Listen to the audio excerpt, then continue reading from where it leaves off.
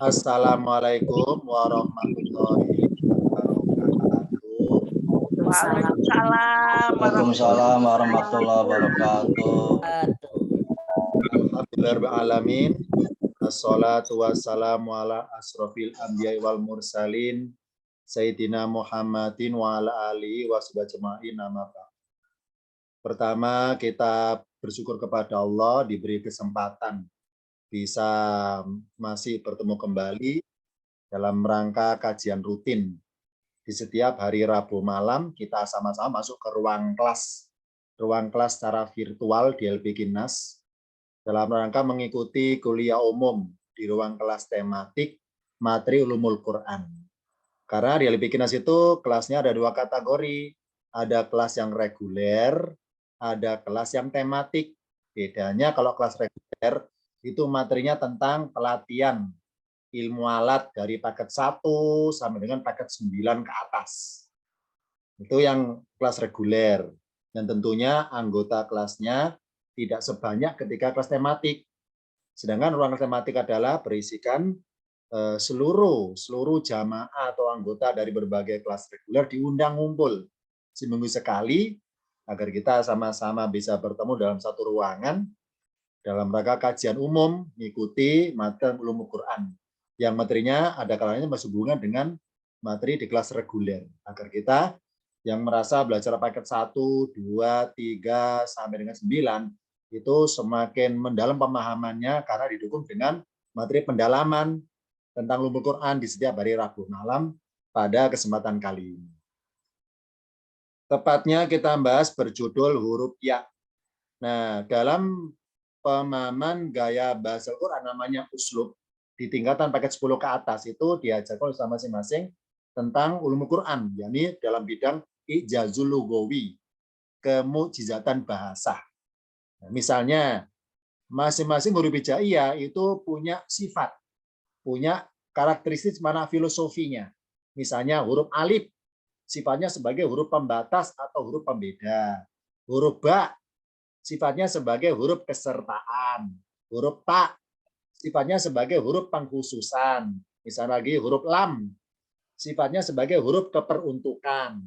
Huruf mim misalnya itu huruf pengumpul atau tanda jamak. Huruf nun termasuk huruf namanya huruf pengakuan diri. Huruf hamzah yakni huruf peningkatan derajat. Huruf ya namanya kategori sifatnya huruf penglipat ganda. Insya Allah di arsip video LPKINA sudah saya berikan tentang huruf alif sudah saya berikan. Silakan nonton videonya di channel YouTube LPKINA ada. Huruf alif ada, huruf ba sudah ada.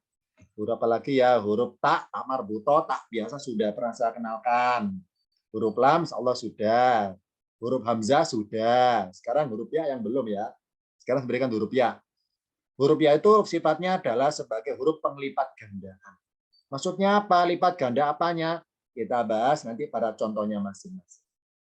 Jadi materi setiap Rabu malam itu bermuatan ulumul Quran yang materinya adalah cuplikan dari materi pelajaran tingkatan paket 10 ke atas. Nah, ya yang merasa sudah tingkatan paket 7, 8, 9 siap-siap bertambah seneng ya. Kenapa senengnya? Karena semakin paketnya mengarah ke atas, ya semakin tinggi, berarti semakin dalam pemahaman bahasa Quran, semakin mendalam pemahaman. Sekarang kita buka dulu cuplikan dari pengenalan tentang huruf ya yang memiliki sifat sebagai huruf penglipat gandaan. Contoh yang pertama, saya ngutip dari surat Ali Imran 144. Ini sebelum saya artikan per kalimatnya, saya berikan dulu catatan singkat tentang Ali Imran 144. Ayat ini temanya berkaitan dengan peristiwa perang. Perang tepatnya bernama Perang Uhud. Perang Uhud. Jadi singkat cerita, setelah bubaran Perang Uhud, setelah bubaran selesai perang, itu ternyata pasukan Nabi itu lebih banyak ibaratnya meninggalkan Rasul. Jadi lari duluan meninggalkan Uhud menuju Yasrib Madinah, lari duluan. Nah, sedangkan yang tertinggal di belakang, yakni Nabi beserta beberapa orang itu, ya, ditinggal di belakang. Nah, mereka yang mayoritas pasukan Nabi lari duluan meninggalkan medan perang menuju Yasrib. Nah, nyampe di Madinah mereka nunggu lama noleh ke belakang Nabi nggak ada hadir ya. Maka mereka khawatir, akhirnya menafsirnya enggak. Termasuk mereka menafsirkan bahwa Nabi mungkin sudah meninggal. Terbukti lama ditunggu kok balik-balik ikut ya, nggak balik-balik nih. Nah, meninggal atau luka parah dan sebagainya. Nah, jadi berita tentang isu bahwa Rasul dianggap meninggal di Uhud terbukti ditunggu lama kok nggak balik-balik, kok nggak menyusul maksudnya ke Yasrib, maka ditafsirkan mereka anggap bahwa Rasul sudah meninggal di Uhud. Nah, turunlah ayat ini. Allah bermaksud menyindir mereka. Saya baca per kalimatnya ya. Wama Muhammadun. Masih ingat yang merasa anggota tingkatan kelas paket 1 pasti sudah dikenakan oleh ustaznya masing-masing tentang ma. Ma di sini arti aslinya apa yang, tapi di ayat ini dijadikan tidaklah. Yani bernada menyangkal. Mana cirinya ma tidaklah? Karena agak jauh dikit ke kiri ketemu lafadz ilah. Ada ilah kan ya? Makanya ma artinya tidaklah gara-gara ada lafadz ilah. Ini ilmu tingkatan paket 1. Mengenai ma artinya tidaklah ada cirinya. Ma arti aslinya apa yang berubah menjadi tidaklah itu ada cirinya. Misalnya cirinya ketemu lafadz ilah. Ketemunya nggak dekat sebelah kiri langsung, tapi agak jauh dikit ke kiri. Wama Muhammadun, dan tidaklah Muhammad illa rasulun, kecuali seorang rasul. Alias gini, jadi orang-orang Islam di Madinah itu mereka merasa nggak terima kalau Rasul meninggal. Jadi mereka itu berpikiran bahwa seorang nabi harus sakti, seorang nabi harus kebal senjata, seorang nabi nggak boleh mati dalam perang, harus menangan gitu. Nah, ini di satu sisi mereka ada merasa pesimis. Ya, kalau nabi benar-benar meninggal, terus kita gimana dong nasib kita sebagai orang Islam? Mau nurusin gimana? Yang bimbing nggak ada. Mau ngamal-ngamal yang bimbing nggak ada. Merasa pesimis. Nah, jadi Allah bilang bahwa Muhammad itu seorang rasul, apa rasulun utusan, alias apa? Hidup Nabi itu atas nama dinas, apa dinas tugas. Kalaupun Nabi meninggal berarti tugasnya selesai. Kalau belum meninggal berarti tugasnya belum selesai. Beliau itu seorang rasulun, jadi utusan. Jadi kalau Rasul benar-benar meninggal di Uhud berarti tugas seorang Rasul selesai. Maka Islam sudah lengkap Allah ajarkan kepada orang waktu itu. Ini mengenai berita bahwa Muhammad itu seorang Rasul. Jadi kalaupun meninggal memang tugas selesai. Allah panggil untuk melapor ibaratnya kehadiratnya. Tapi kalau Rasul belum meninggal berarti tugas Rasulnya belum selesai. Qad khalat min qablihi, sungguh telah berlalu dari sebelumnya ar-rusulu, rasul-rasul atau para rasul. Gitu. Allah bilang bahwa jadi sebelum Rasul Muhammad dulu juga banyak para rasul yang hidupnya memang sebagaimana tugasnya itu. Kalau sudah selesai maka Allah wafatkan. Kalau belum selesai maka Allah tetap beri kesempatan hidup untuk menyampaikan ajarannya. Setelah tanda wakaf Rasulu, jim tanda wakaf ya, ada kata afain mata. Ini mengenai penulisan Quran di standar Madinah. Ini karena saya ngutip dari Quran Madinah, maka ada beberapa kode penulisan versi Madinah. Ya ini apa? Kita lihat di layar tulisan afain, di atas ya ada tanda lingkaran kecil. Ini bukan tanda sukun. Kalau gitu tanda apa dong? Nah, kalau tanda sukun itu bentuknya seperti koma. Contoh saya baca kiri ya. Afain mata au kutila. Maka apakah jika dia mati, dia siapa? Rasul Muhammad maksudnya. Au kutila atau dia terbunuh, dia siapa? Rasul Muhammad maksudnya. Tulisan au itu di atas waw ada tanda koma kecil ini. Inilah kodenya isyarat inisial tanda sukun. Sedangkan dengan kecil, ini bukan tanda sukun. Tanda apa dong maksudnya? Ya ini bermaksud bahwa huruf ya ini harus tertulis tapi tidak terbaca. Saya ulangi, jadi yang merasa di rumahnya masing-masing ada Quran standar Madinah, coba dilihat bahwa kalau nemu huruf yang di atasnya ada lingkaran kecil, itu lingkaran kecil bukan tanda koma, tapi tanda bahwa huruf tersebut harus tertulis tapi tidak terbaca. Maka ketika membaca afain, I-nya itu nggak boleh diseret, afain, nggak boleh gitu. Langsung aja dari I hamzah menuju nun. Karena nunnya sudah dimasukkan ke huruf mim, maka membaca afaim. Afaim ya. Langsung aja. Jadi yaknya dilewati. Karena yaknya bertanda lingkaran kecil. Afain mata urutan mengartikannya fa dulu, baru mundur ke a. Apakah kaidah seperti ini mengartikannya sudah diajarkan oleh ustadznya masing-masing. Yakni apa? Kalau nemu rangkaian kalimat yang diawali a, kata tanya apakah, terus sebelah kiri ada fa yang artinya maka, mengartikannya fa dulu karena kata sambung, baru a apakah, maka apakah. Jangan diartikan apakah maka. Salah, salah urutan mengartikannya. Yang benar adalah fa'a, maka apakah. Contohnya, afala ta'qiluna, maka apakah kalian tidak berpikir. Nah, jadi bukan apakah maka, salah. Yang betul maka apakah. Ya. Afa in mata, maka apakah. In mata jika dia mati, au kutila atau dia terbunuh. Berikutnya kalau perkata, saya baca perkata alifnya kasro. In pola betun. Kalau perkata loh ya, kalian berbalik. Cirinya pelakunya kalian, akhirnya tum. Ciri-ciri pelaku seperti ini sudah dikenalkan oleh ustaznya masing-masing ketika tingkatan paket 1. Ya. Karena yang masuk ruang kelas ini bercampur anggotanya. Dari paket 1 sampai dengan paket 10 ke atas. Itu terbukti tuh pojok itu ya. Penduduk pojok itu yang selonjoran 4 orang itu paket 7 itu ketahuan itu. Sukanya apa blok-blokan kalau duduk ya. Itu ya sebelah kanan dekat tembok selonjoran itu ya, sambil kipas-kipas itu paket 4 itu anggotanya itu. Nggak tahu itu ya. Dari rombongan ya, Sumbawa itu ada itu. Nah, yang dari apalagi yang dari Manado ada itu rombongan itu ya. Lanjutannya in betum kalian berbalik. Kalau kata ala akobikum atas tumit-tumit kalian alias berbalik sikap ketika sholatnya tidak mengarah ke arah kiblat Ka'bah lagi, gitu maksudnya. Jadi arti bahasnya in betum ala akobikum kalian berbalik menjadi ibaratnya maaf kasarnya murtad lagi. Jadi balik kembali kepada ajaran jahiliyah lagi. Nah, untuk menggambarkan kembalinya itu Allah pakai inisial ala aqabikum. Kenapa? Karena secara simbolis seseorang dianggap Islam kalau sholatnya selama masih mengarah ke arah Ka'bah. Makanya tumit kaki ketika kita sholat ke arah Ka'bah, misalnya dia baca ke arah barat ya, ketika kita berdiri, kukunya kaki kita mengarah ke arah barat, maka tumit kaki berada di arah timur. Benar kan ya? Nah, oh berarti tolok ukurnya tumit kaki sebagai tolok ukurnya orang ketika berdiri sholat ke arah Ka'bah apa tidak. Ini paling mendasar untuk mengetahui identitas keislaman seorang. Ya ini agamanya apa? Oh Islam, mana buktinya? Itu ke arah Ka'bah. Nah ini. Makanya untuk menggambarkan Islam gamnya itu hanya cukup pakai istilah ala aqobikum. In qalabtum ala aqobikum.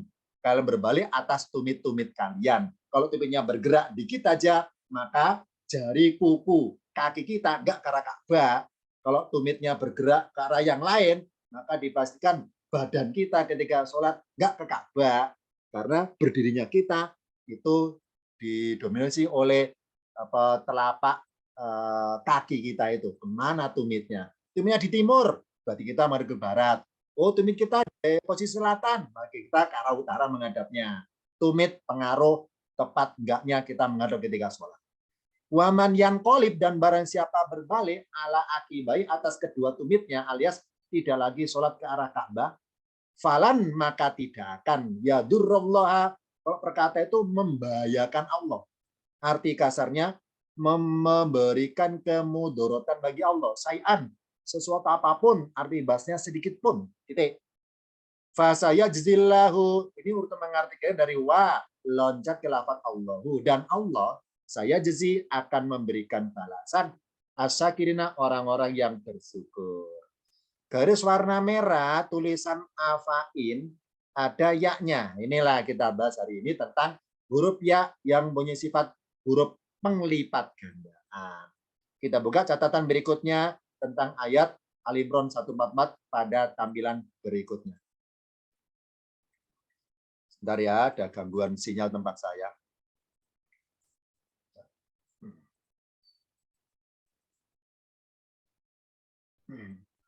Tulisan afail yang garis merah ini aslinya adalah kalau diurai di penggal-penggal diurai per kata a, aslinya loh ya, a ditambah fa ditambah in.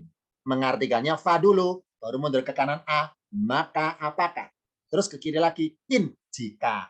Jika boleh, apabila juga boleh. Nah, dalam bahasa Arab tulisan in seperti ini, alif sama nun. Ternyata di ayat ini Allah sisipkan huruf ya antara alif dan nun. Ya, ini saya kasih kode warna merah ya, ini sebagai huruf tambahannya in ya. Nah, huruf in atau yang berbunyi in memang arti singkatnya jika atau apabila. Ingat bahwa di Al-Qur'an ada 3 kata artinya jika atau apabila, ada 3 kata. Yang pertama berbunyi in, contohnya insya Allahu jika Allah mengendaki. Yang kedua berbunyi ida, misalnya ida sa'allahu jika Allah mengendaki.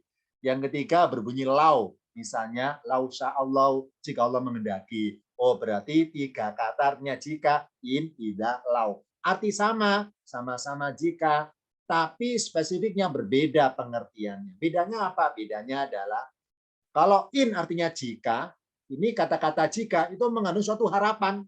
Misalnya, jika saya ke sana ketemu si A, jika saya ke sini ketemu si B. Oh, berarti harapan saya kalau saya ke sini ketemu si B, harapan saya kalau saya ke sana ketemu si A. Makanya dalam Quran in termasuk huruf mengandung harapan.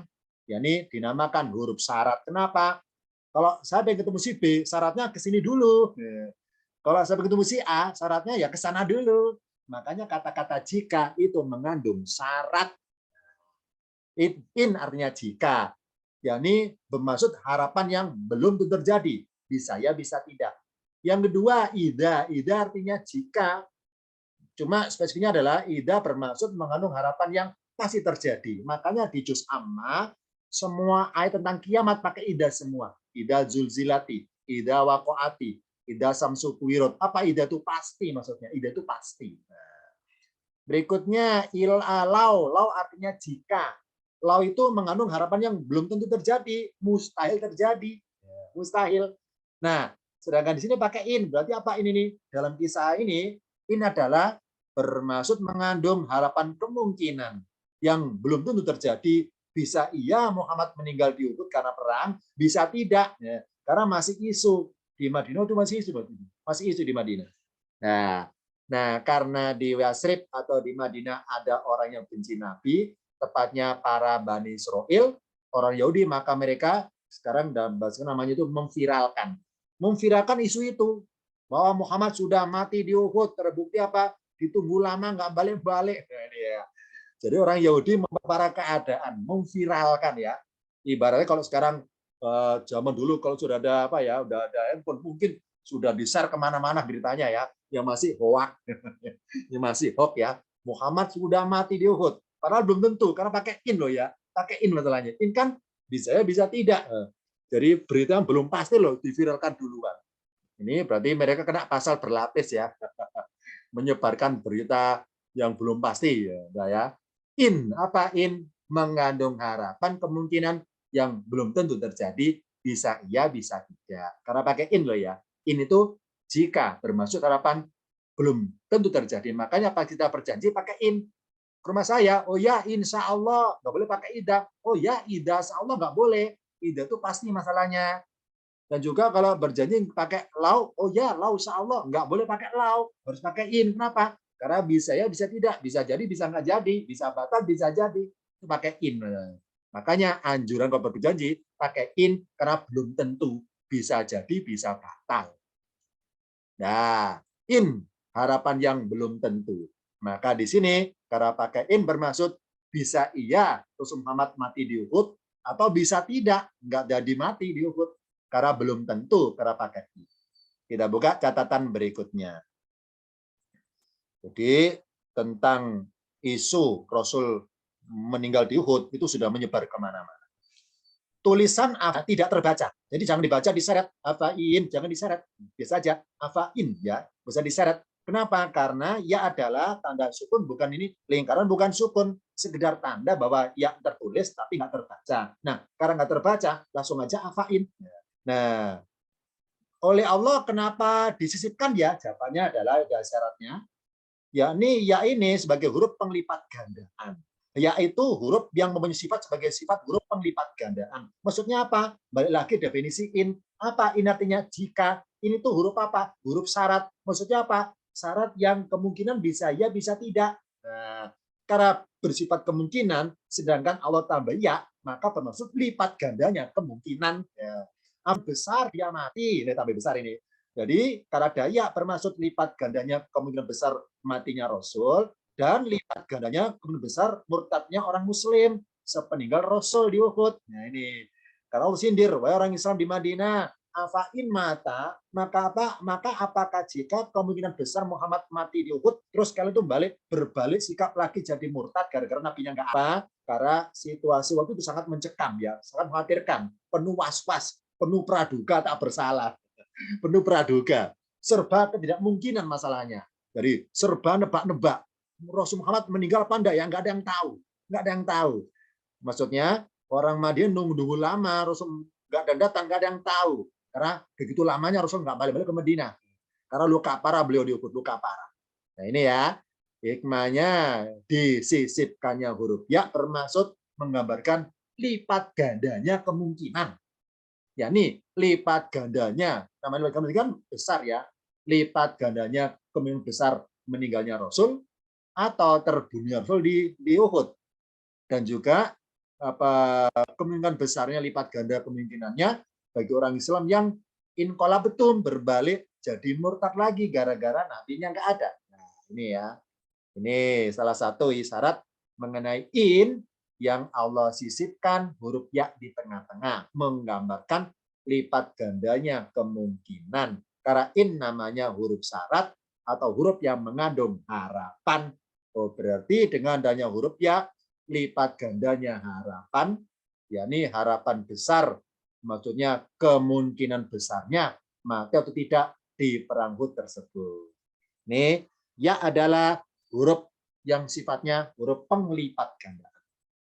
Jadi nanti kalau kita sudah tingkatan pakai 10 ke atas, diajarin tentang sastra Quran, balaghah oleh ustadznya masing-masing, juga tentang ulumul Quran mengenai ungkap-ungkap, ya itu sifatnya apa ya. Wah, semakin seru lagi belajarnya, semakin detail lagi tentang Quran, tahu tentang per hurufnya, hikmahnya, filosofinya, dan sebagainya. Itu pelajar tingkatan 10 ke atas. Jadi ini sengaja di LP Kinas itu saya dijadwalkan ngisi kajian tematik Rabu malam ini sebagai promo juga, promo supaya mereka kita yang masih tingkatan paket 29 supaya semangat tetap belajar lanjut paketnya agar bisa bisa belajar tingkat tinggi seperti ini tentang mengungkap huruf-huruf seperti ini. Semakin bangga dengan Al-Qur'annya karena tahu detail per hurufnya. Dipelajari tingkatan 10 ke atas lebih detail lagi sebagaimana yang saya berikan pada pertemuan kali ini. Contoh kedua namanya atau suratnya sama dari surat Az-Zariyat. Az-Zariyat 47 ya, masih tema tentang bahas huruf ya. Ini artinya pendek ya, saya baca singkat. Berkata, was-samaa dan langit, banainaha kami membangunnya. Biaidin kalau perkata dengan tangan-tangan. Kalau dalam bahasa tafsir dengan kekuasaan kami. Wa inna, innasnya innana ya. Ayo yang merasa paket satu sudah kenal ini mengenai inna, aslinya dua kata, innana, inna sesungguhnya, na panjang artinya kami, innana sesungguhnya kami. Mengenai kapan disingkat inna, kapan tulis dua-duanya innana, itu pelajari tingkatan paket 10 ke atas, ulumul Quran kajiannya. Wa inna dan sesungguhnya kami, la musiuna, sungguh atau benar-benar, musiuna kalau perkata, yang meluaskan, dalam kurungnya, yang meluaskannya. Di sini ada kata-kata biaidin ya, ada dua huruf ya dengan tandanya beda-beda. Ya yang sebelah kanan tandanya sukun karena kode koma, koma itu sukun dalam penulisan Quran Madinah. Sedangkan ya yang kedua tandanya lingkaran kecil. Oh, berarti ya yang mana yang tidak asli? Tentu ya yang nomor 2 yang sebelah kiri ini karena lingkaran kecil. Oh, berarti kalau ya-nya yang nggak asli dihapus, maka tinggal satu bacanya biaidin ya. Kata lo yang nggak pakai wawu, nggak pakai diwasolkan, biaidin, biaidin. Nah, oleh Allah tulisan biaidin yang harusnya ya-nya cuma satu, Allah sisipkan ya lagi. Nah, ini Kami kita ungkap apa hikmahnya ya Allah nambah huruf ya di sini. Nah, ingat ya, ya itu sifatnya, karakternya, filosofinya sebagai huruf penglipat gandaan. Kalau gitu apa maksudnya ya? Kata tangan-tangan kok ada huruf lipat gandanya? Nah, kita buka pada tampilan berikutnya. Ini ayat tentang bahwa langit itu Allah bangun, Allah ciptakan dengan kuasanya Allah. Dan Allah berkuasa meluaskannya. Makanya para ilmuwan meneliti, apa menelitinya itu? Ternyata ruang angkasa itu ya dulunya itu. Mereka menafsirkan secara ilmiah dulunya itu apa ya semakin meluas ya. Jadi jarak antar planet, jarak antar apa benda beruang angkasa itu dulu berjauhan. Nah, sekarang prosesnya semakin dekat menjadi satu titik ya. Nah, ibarat menggelar karpet, menggelar apa ya? Menggelar tikar atau karpet misalnya ya. Di rumah saya kedatangan tamu, rombongan Pak Ketua kelas, Pak Waskito beserta keluarganya, pasukannya sekampung.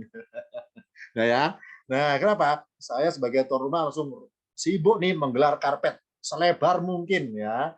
Nah di atas karpet saya suguhkan berbagai apa-apa. Ya ini apa? Misalnya ada gelasnya, ada piringnya, dan sebagainya. Jadi karpet saya gelar sampai sampai sampai semuanya apa ya terhamparkan.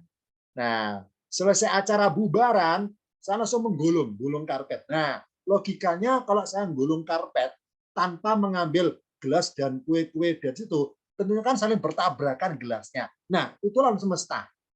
Jadi para ilmuwan itu sekarang memberikan suatu apa ya penelitian bahwa ternyata kita itu sekarang hidup pada zamannya langit sedang dalam proses menggulung.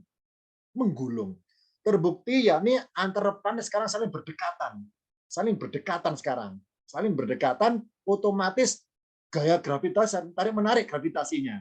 Nah, otomatis beberapa planet mulai bergeser dari porosnya, ya bergeser, termasuk bumi.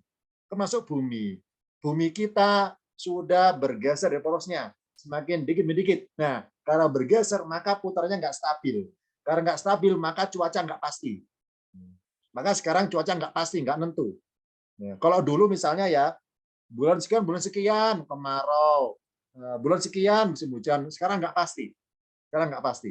Karena sekarang apa alam semesta dalam proses menggulung. Makanya ada keterangan di berbagai di Al-Qur'an, contoh misalnya ida samsu kuwirot, apabila matahari digulung, langit dipecahkan ya. Karena digulung jadi kecil, jadi berantakan semua, pecah semua, remuk. Ya ini ya. Fana itu lebur jadi satu fana.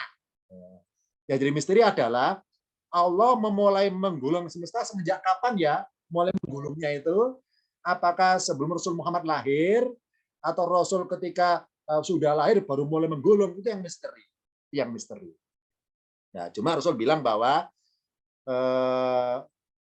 kiamat adalah jaraknya kiamat antara dua jari ini. Jadi ketika direnggangkan ini juga jadi tinggal sebentar aja. Kenapa? Karena proses sebentar sudah mulai berjalan proses menggulungnya itu. Oh, berarti dulu Allah buat musiun. Apa musiun? Meluaskan. Sekarang menggulung. Ya, kita hidup sekarang pada zamannya langit sedang dalam proses menggulung. Ya, kita siap-siap ini, siap-siap tingkatkan segala keimanan kita dan agar kita sewaktu waktu siap menghadapi terjadinya langit menggulung. Lafadz bi aidin kalau diurai perkata, yakni bi ditambah aidin dengan tangan-tangan. Yadun kalau perkata satu tangan, aidin tangan-tangan. Jamaknya ini. Nah, tulisan aidin Allah tambahkan ya lagi sebelah kirinya. Bi aidin, oh, berarti lafadz bi aidin huruf ya-nya tidak terbaca karena kodenya lingkaran kecil.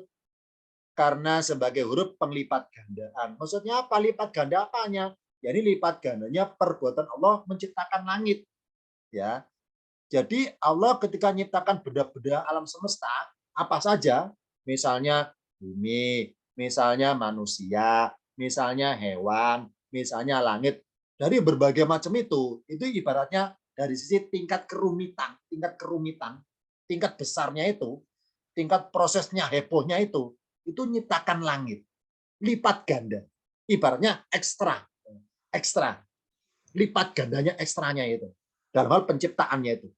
Nah, sekarang kita buka catatan tentang pemahaman bahwa langit diciptakan lebih ekstra dibanding menciptakan yang lain. Terbukti di surat yang lainnya itu Allah menjadikan manusia. Tepatnya saya mengutip dari surat A'antum as-sadu kholqon amis sama ubanaha. Wahai manusia yang nggak percaya adanya kehidupan setelah mati. Wahai manusia yang nggak percaya adanya kebangkitan setelah kematian. Jadi mereka tuh meragukan, ya masa bisa kita kalau sudah mati, sudah remuk jadi tanah, tulangnya sudah remuk semua, terus kita nanti dirangkaikan lagi, mana bisa, kita sudah remuk nih, nggak ada darahnya, nggak ada uratnya, nggak ada dagingnya, tulang sudah remuk lembut, lo kok bisa dirangkai lagi? Mana bisa dirangkai lagi kerangkanya kita itu? Nah, ayat ini nyindir mereka. Antum, apakah kalian asadu kholkon penciptaannya, amis sama'u, ataukah langit yang banaha, yang telah kami membangunnya itu, gitu ya. Jadi Allah nyindir, wahai manusia, langit itu ciptaan paling rumit. Lah kalau ini bahasa saya loh ya, yang rumit saja tuh aku mampu kok merangkai lagi. Apalagi segera manusia kecil, nggak ada apa-apanya. Jadi bagi Allah merangkai lagi tulang yang remuk itu bagi Allah itu sepele. Ya. Langit aja yang rumit Allah mampu. Nah, apalagi manusia sepele, kecil, merangkai uratnya lagi, merangkai tulangnya lagi itu sepele bagi Allah, kecil. Kenapa? Karena ciptaan manusia hasil ciptaan Allah, manusia dan langit lebih rumit langit daripada ciptakan manusia. Nah, itulah hikmahnya kata-kata biaidin, Allah berkuasa itu ekstra berkuasanya ekstra karena aidin. Huruf ya sebagai huruf penglipat gandaan. Ya ini apa? Lipat gandanya kerumitan penciptaan langit dibanding penciptaan manusia.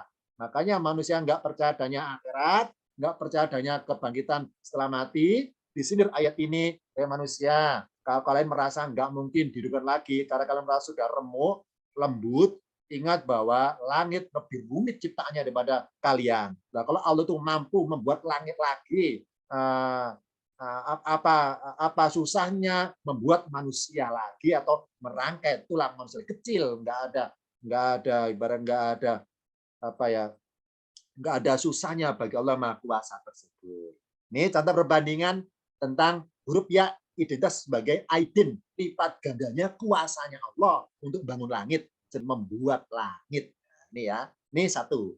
Yang kedua terbukti profilnya manusia alias anatomi manusia, organ manusia, sudah manusia bisa membuktikan, sudah analisa, sudah dieksplor, terbukti dari berbagai pelajaran biologi, manusia sudah bisa mengungkap dirinya sendiri, sudah bisa diungkap bagaimana organ fisiknya, bagaimana dalamnya, bagaimana kulitnya, bagaimana sarafnya, bagaimana darahnya, dan sebagainya.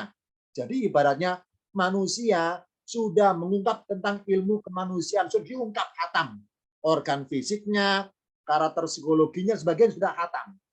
Sedangkan manusia mengungkap tentang struktur langit masih belum hatam. Ya, benar kan ya? Jadi para ilmuwan ke ruang angkasa itu juga punya misi, meneliti, nyari mana sih kolongnya langit, mana sih pinggirannya langit, belum hatam, belum menemukan, belum hatam. Oh berarti terbukti Allah hebat. Apa hebatnya? Allah buat langit strukturnya serumit mungkin, serumit mungkin. Ketika manusia meneliti, nggak akan hatam sampai manusia meninggal pun nggak akan hatam, nggak akan menemukan mana pojoknya langit itu, mana kolongnya, nggak akan menemukan.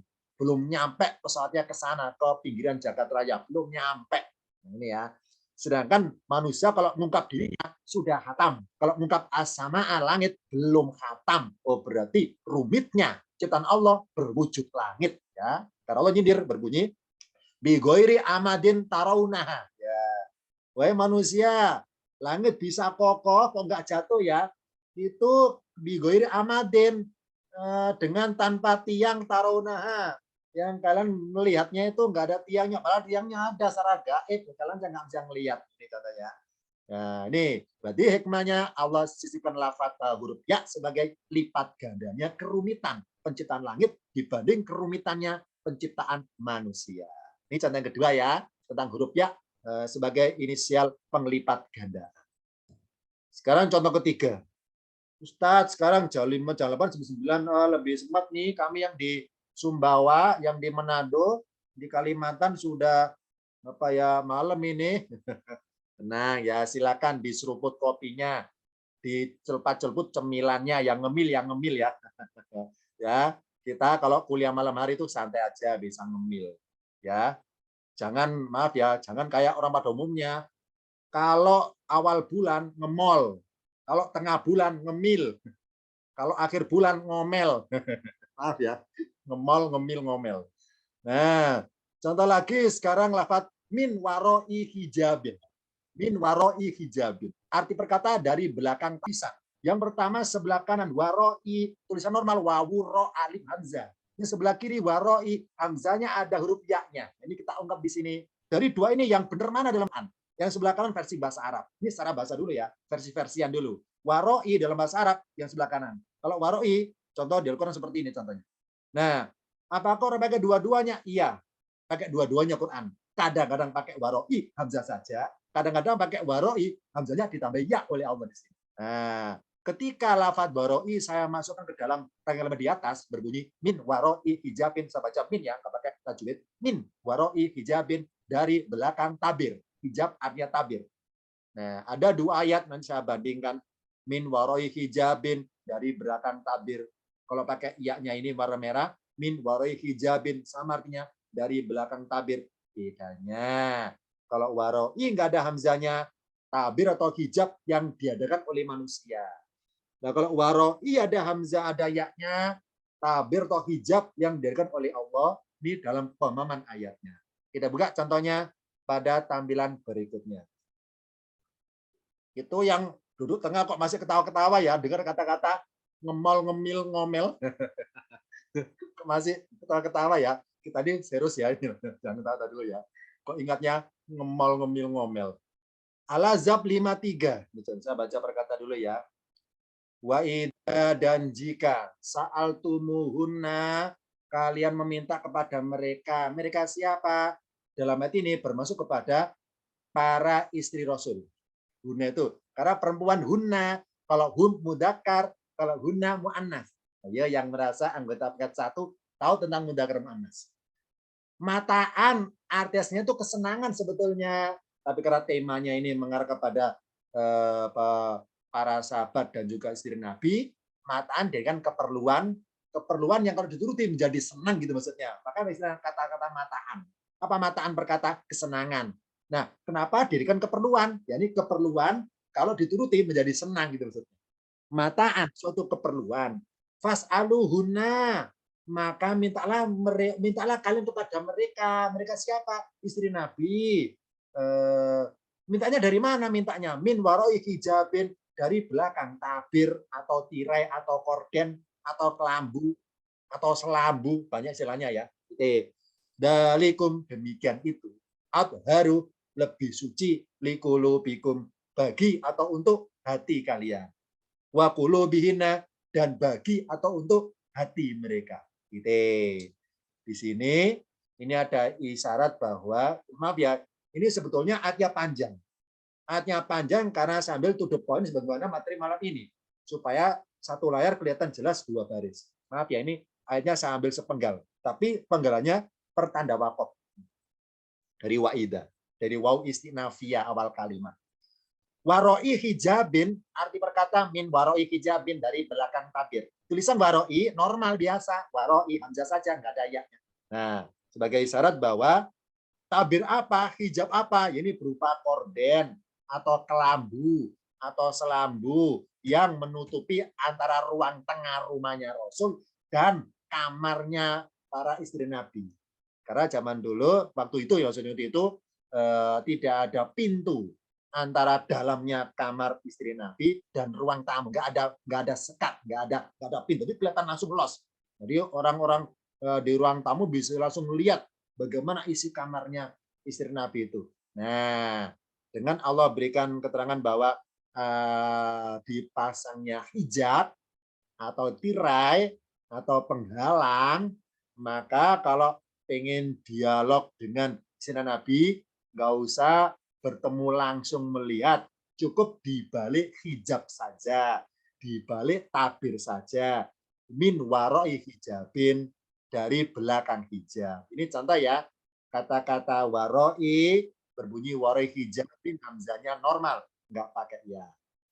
Apa hikmahnya kalau normal? Ya, ini lafadz waroi yang tidak ada huruf ya-nya, maka bermaksud bahwa hijabnya, tabirnya tidak berlipat ganda. Ingat ya, huruf ya itu sifatnya huruf pelipat gandaan. Nah, kalau nggak ada ya-nya, berarti nggak ada lipat ganda, alias tirainya, kordennya, kelambunya tidak berlapis-lapis. Ya. Mungkin cukup satu lapisan saja barangkali waktu itu, karena nggak ada ya-nya, normal min waroi. Alias lembaran hijabnya atau lembaran tirainya sifat umum sebagaimana diadakan oleh manusia sebagaimana mestinya. Misalnya, saya membuat korden satu lapisan, sudah cukup, nggak kelihatan sudah. Saya membuat kelambu di kamar saya satu lapisan cukup untuk menghalangi orang nggak langsung isi dalamnya. Jadi dengan tulisan waroi tidak ada ya, maka tidak ada lipat ganda. Hijabnya itu nggak berlipat-lipat maksudnya, hanya satu lapisan saja, satu hijab saja. Ini hikmah dari ketidakadaan huruf ya pada lafadz waroi. Karena temanya tentang mengenai rumah Rasul waktu itu di kamar istri beliau masing-masing tidak ada pintunya, maka dipasanglah kelambu atau gorden atau hijab ataupun tabir agar tamu-tamu Nabi atau para sahabat ketika ingin tanya apapun kepada istri Nabi tidak bisa melihat langsung, dalamnya kamar. Nah, ini hikmahnya. Waroi nggak pakai huruf ya, berarti bermaksud bahwa isyaratnya hijabnya, kordennya satu lapisan. Lain dengan Asy-Syura 51, Daud berkata ya, wama dan tidaklah. Ayo tadi ketemu lagi ya, ma tidaklah. Di sini ma tidaklah cirinya karena ada ilah. Ada ilah ya, agak jauh dikit ya. Wama kana kalau berkata dan tidaklah ada libasarin bagi seorang manusia bahwa perkataan bahwa yukallimallahu. Allah dulu baru kalimah. Allah berbicara dalam kurung dengan atau pada. Allah bicara dengannya. Ilah kecuali atau melainkan wahyan dengan perantaraan wahyu. Secara bahasa di Al-Quran, wahyu itu artinya bisikan. Nah, di Al-Quran ada dua kata yang bisikan. Yang pertama wahyu, al-wahyu. Yang kedua an-najm. Masih ingat ya, yang merasa anggota tingkatan paket 6 tahu tentang an-najwa ya. La yuhibbu dan seterusnya, karena juz 6 berulang la yuhibbu dan seterusnya. Ada an-najwa. Atau paket 4 barang di situ ada najwa juga, najwa. Apa najwa? Bisikan. Bedanya kalau wahyu secara bahasa dulu versi Quran, kalau wahyu bisikan tanpa suara. Kalau najwa bisikan dengan suara. Jadi ada suara mendesis. Ya, itu najwa namanya, najwa. Wa makana libasarin dan tidaklah ada bagi seorang manusia pun gitu maksudnya. An yukalimallah bahwa Allah berbicara dengannya ila kecuali melainkan wahyan dengan perantara itu bisikan. Atau berarti ada pilihan ini, atau min waroi hijabin, atau dari belakang hijab atau tabir. Atau ada lagi pilihan nih, yursila dia ini Allah mengutus rasul seorang rasul dalam kurung malaikat. Fayuhiyabini maka malaikat mewahyukannya atau membisikkannya mayasa apa yang dia kehendaki. Inau sungguhnya dia aliun ma tinggi hakimun lagi ma bijaksana. Oh, berarti ayat ini bermaksud syarat bahwa tidak ada seorang manusia pun yang Allah mengajaknya untuk bicara dengan Allah kecuali melainkan bicara itu melalui wahyu. Langsung bisikan tanpa suara. Yang kedua atau dengar suara Allah tapi warai hijabin, ada hijabnya sebagaimana dialami Nabi Musa alaihissalam ketika di Tursina. Masih ingat ya? Ayo yang merasa anggota paket 1, tahu ceritanya itu? Ya masih ingat ya? Arba'ina lailatan, 40 malam ya kan ya. Di Tursina Nabi Musa arba'ina lailatan, 40 malam. Kalama apa? Kalama berbicara.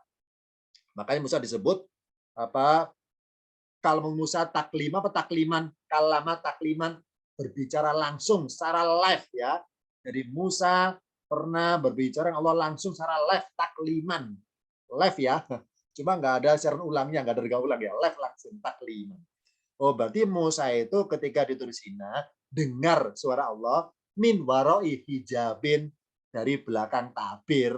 Nggak bisa lo melihat wujud Tuhan, hanya dengar suara saja. Nah, kata-kata waro hijabin Allah pakai huruf ya. Apa yaitu huruf penglipat gandaan? Ya adalah huruf penglipat gandaan.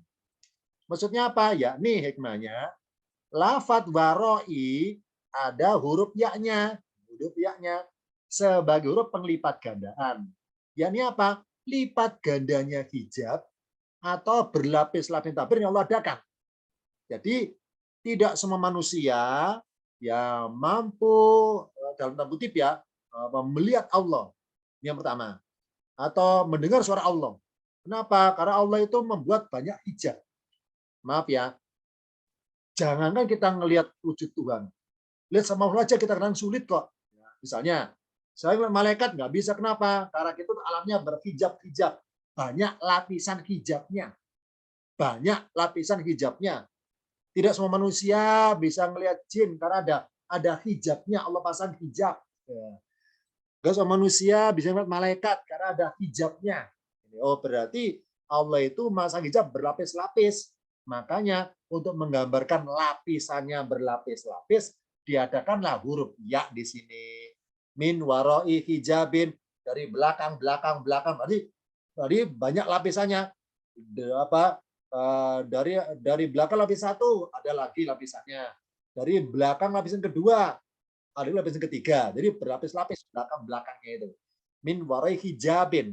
Oh berarti tidak semua makhluk itu Allah berikan kuasa mendengar langsung suara Tuhan, bahkan melihat Tuhannya, karena Allah masang berlapis-lapis hijab. Terbukti lapisannya ada huruf ya di sini. Karena satu-satunya ayat kata-kata waroi Allah pasangkan huruf ya tentang masalah hijab, yakni dialog dengan Allah secara langsung. Nih, kalau yang lainnya waroi, waroa, warou, akhirannya cuma hamzah akhirannya, nggak ada yaknya.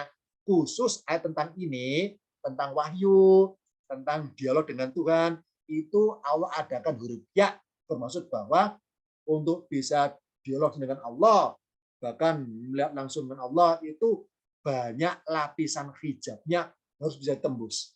Nah, ini ya, berlapis-lapis hijabnya. Nah, sekarang contoh ketiga. Ustadz, sekarang jam 8:30 nih, kami yang di Aceh, di Sumatera, di Riau belum. Kami yang di Sumbawa, yang di Bali sudah malam di 9:30-an nih. Nah, sekarang contoh ketiga ini. Contoh terakhir ini ya. Ada kata ro'a di Al-Quran. Sama-sama artinya melihat. Ro'a sebelah kanan melihat artinya. Ro'a sebelah kiri sama melihat. Nah, ya. Nah, Allah bedakan tulisan di Al-Quran. Kalau ro'a sebelah kanan, huruf A-nya panjang, hamzah panjang karena ada alif. Alif yang lurus berdiri ya. Alif tegak ini ro'a. Sedangkan yang sebelah kiri baca sama tabi'i ro'a, cuma tanda panjangnya yang sebelah kiri alif bengkok, orang bilang namanya alif maksuro. Apa maksuro? Dipendekkan seperti huruf ya. Nah, kalau di titiknya namanya huruf ya. Kalau nggak ada seakan-akan seperti alif maksuro. Apa maksuro? Dibengkokkan, dipendekkan maksudnya. Titik. Ro'a sebelah kanan artinya melihat, ro'a sebelah kiri artinya melihat. Ternyata di Al-Quran Allah bedakan. Yakni apa? Kata kerja melihat alias perbuatan melihat itu tergantung siapa pelakunya.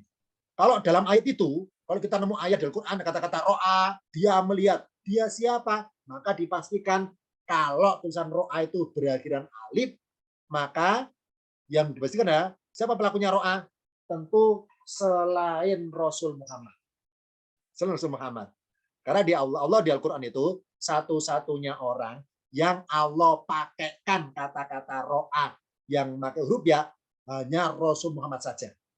Selain Rasul, semuanya itu tulisan ro'a pakai alif, nggak pakai ya. Apa ya itu? Huruf penglipat ganda. Nah, sekarang saya sedikit mengenai masing-masing sifat huruf ini. Ro'a sama-sama ada hamzahnya ya. Hamzah itu huruf penempatan derajat. Makanya pernah saya berikan dalam Al-Baqin Nas tentang hamzah asfalu dan a'la. Hamzah di atas, hamzah di bawah, bedanya apa? Ada dalam videonya, silakan nyetel lagi di YouTube-nya, ada itu mengenai hamzah disebut sebagai huruf penempatan derajat. Derajat apa? Ini contohnya. Dari hamzah huruf penempatan derajat. Ya. Oh, berarti barang siapa berkata, barang siapa berbuat melihat, kayak kata-kata ro'a yang sebelah kanan, maka yang bersangkutan derajatnya datar. Kenapa? Karena hamzah berada di sebelah kanannya alif. Sedangkan barang siapa berbuat kata-kata ro'a melihat dengan pakai yang sebelah kiri fiilnya kata kerjanya, hamzah di atas. Ini apa? Ditinggikan. Derajatnya tinggi dibanding hamzah yang sebelah kanan. Nah, ini mengenai hamzah, huruf penempatan derajat. Kalau ro'a sebelah kanan, hamzah itu orangnya, maksudnya orangnya. Orangnya biasa. Kalau ro'a sebelah kiri, orangnya Allah muliakan. Allah tinggikan. Masih ingat? Warofa'na laka dzikroka. Warofa'na laka dzikroka. Ya. Warofa'na laka dzikroka. Wahai Muhammad, warofa'na, dan kami meninggikanmu. Laka bagimu, dzikroka, penyebutanmu. Gitu maksudnya. Maksudnya, barang siapa nyebut namaku Muhammad, aku berdengar juga mereka nyebut namamu. Makanya dia berikan dalam 2 kalimat syahadat. Ro'a hamzanya ditinggikan. Derajatnya lebih tinggi dibanding ro'a yang sebelah kanan. Yang kedua, huruf alif. Apa alif sifatnya? Huruf pembatas. Makanya di Al-Quran, kata-kata ana, masih ingat ya? Kalau perkata ana dibaca pendek, artinya aku. Ya. Kenapa pendek? Karena ada alifnya. Harusnya panjang atau di anak. Enggak. Alif itu huruf pembatas. Ya. Maksudnya apa? Ketika kita membaca kata-kata ana, dipendekkan, menurut bahwa supaya kita itu membaca kata-kata ana, pengakuan dengan kata aku, itu sebatas melafalkan firman Tuhan. Bukan ngaku yang sebenarnya. Contohnya, ana Allahu, ana Yusufu. Bukan berarti saya Yusuf, bukan. Tapi saya hanya melafalkan firman Allah yang berbunyi ana Yusuf. Supaya pengakuan kata-kata aku Yusuf, aku Allah itu sebatas membaca firman Tuhan, bukan ngaku yang sebenarnya. Makanya kata-kata ana selalu ada alifnya yang dibaca pendek alifnya. Karena alif huruf pembatas supaya ananiun pengakuan dirinya itu nggak kebelabasan, nggak sampai ngaku sebagai Tuhan Allah, nggak sampai ngaku sebagai Yusuf. Hanya sebatas baca firman Tuhan. Itu hikmahnya kata-kata ana semuanya pendek alifnya. Karena alif fungsinya sebagai huruf pembatas, bukan huruf matobi, bukan dalam lafaz ana loh ya, bukan matobi, tapi pembatas. Nah, pembatas ini, oh berarti kalau hamzah ini orang, ketika ngelihat ke kiri, kan kehalangan tembok warna biru, ini batasannya. Berarti ainunnya, matanya, nggak bisa ngelihat di balik tembok itu ada apa. Nggak bisa. Sedangkan hamzah yang sebelah kiri bertengger di atas alif, maka kita ngelihat ke arah kiri, ya bisa ngeliat semuanya, karena di atas, ibarat di atas genteng, di atas gedung, tahu semuanya. Nah, ini ya. Hamzah huruf peningkatan derajat. Alif huruf pembatas. Oh berarti barang siapa oleh Allah pilihkan kata kerja melihat pakai lafaz ro'a yang sebelah kiri, maka yang bersangkutan dipastikan dimuliakan Allah. Terbukti apa? Hamzahnya di atas. Berarti nggak ada hijab, nggak ada pembatas bagi dia untuk melihat segala hal. Nggak ada halangannya. Sedangkan ro'a sebelah kanan ini ada halangan alif. Hamzah nggak bisa ngeliat ke kiri. Sedangkan yang sebelah kiri ini, hamzah di atas alif, di atas hijab. Maka bisa ngeliat ke kiri. Oh, maka oleh Allah, lafaz ro'a yang ada yaknya khusus dipakai Rasul. Kalau ro'a yang pakai alif, dipakai selain Rasul. Bersifat umum. Contoh dalam ayatnya, saya buka tampilan berikutnya. Yang pertama, saya ngutip dari surat Al-Ahzab 22. Ini contoh lafaz ro'a dipakai orang umum. Walamma ra'al mu'minuna al-ahzaba, ketika orang-orang mukmin melihat al-ahzab. Ro'a itu melihat. Oh berarti kata kerja ro'a ini dipakai orang-orang mukmin. Allah tulis pakai alif apa hamzah alif ro'a. Contoh kedua dipakai Ibrahim. Falamma ra'al qamara bazigon, yang bawah falamma ra'as samsa bazigotan. Oh, berarti Ibrahim ketika berbuat mata kasat melihat, itu Allah pakaikan fiil ro'a yang hanya pakai alif, nggak ada yaknya. Nah, yaknya apa? Akhirnya alif maksudnya ro'a, akhirnya alif ro'a. Ibrahim melihat bulan, yang bawah ro'a samsa, Ibrahim melihat matahari. Oh berarti perbuatan Ibrahim melihat atau orang-orang mukmin melihat itu kata kerjanya sama, ya sama-sama berakhiran huruf alif. Jadi alias fiil kata kerja ro'a itu dipakai untuk umum, entah dipakai seorang Nabi Ibrahim atau dipakai orang yang bukan Nabi, semuanya boleh pakai. Semuanya boleh pakai. Contoh orang beriman boleh pakai. Berikutnya misalnya lafaz ro'a dipakai Musa. Ini adegannya ketika Musa bersama keluarganya OTW dari Madian menuju Mesir lewat kursinya gelap gulita malam hari itu. Itiali, maka dia berkata kepada keluarganya. Nah, ro'a ini Musa pelakunya. Ro'a ini Musa. Oh, berarti Musa pun pakai kata kerja ro'a yang ada alifnya. Ya, ada alifnya. Contoh lagi Yusuf. Walakot ini adegan peristiwa Yusuf ketika dalam kamar bersama Zulaikha. Walakot dan sungguh benar-benar Hamad. Hamad itu pelakunya perempuan ya karena pakai tamar tak akhirnya ya karena Anas. Hamad hari berkata dia pengen berbuat. Walakot hamadi dan sungguh benar-benar dia pengen berbuat dengannya. Dia siapa? Zulaikha. Dengannya itu siapa? Yusuf. Wahammabia dan dalam kurung Yusuf pun pengen berbuat dengannya. Jikalau laulah jikalau tidak apa? Tidak dia melihat anroa, dia nggak melihat burhana Robi tanda isar Tuhannya itu. Nah, roa di sini sama dengan Musa ro'a. Berarti Nabi Yusuf kayak kata ro'a ada alifnya yang pakai alif. Berarti kata kerja ro'a Allah samakan untuk umum. Entah dipakai Musa, dipakai Yusuf, dipakai Ibrahim atau dipakai orang beriman umum.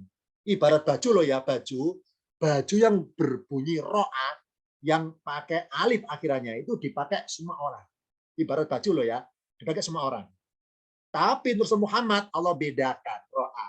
Contoh saya mengutip dari surat An-Najm 11 dan 18. Maka dabal fuadu.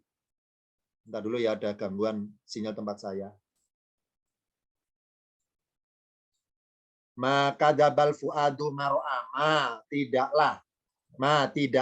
Kadabal fuadu. Kalau berkata hati mendustakan. Dalam burungnya hatinya mendustakan. Dan siapa? Hati Rasul maksudnya maro'a apa yang dia lihat. Ro'a itu siapa pelakunya? Rasul. Contoh lagi ketika surah Mi'raj, laqad ra'a sungguh benar-benar dia telah melihat min ayati rabbihil kubra dari sebagian ayat-ayat tanda-tanda kuasa Tuhannya yang besar-besar itu berarti besar-besar. Ini contoh ya. Oh, berarti Allah memakaikan kata kerja ro'a untuk Muhammad itu beda dengan orang yang lain. Apa? Allah tambahkan huruf ya pada lafaz ro'a akhirnya. Ya ada ya-nya. Ya itu huruf apa sih? Huruf lipat ganda. Huruf penglipat gandaan. Maksudnya apa? Dengan Rasul ro'a, karena Allah pakai inisial ya akhirnya, ya adalah huruf ganda, maka bentuk lipat gandanya penglihatan Rasul. Makanya Rasul penglihatan beliau itu los ya. Apa los itu? Apa tanpa hijab, los ya. Bisa ngelihat ke depan, bisa ngelihat ke belakang tanpa menoleh. Itu ada riwayatnya itu ya.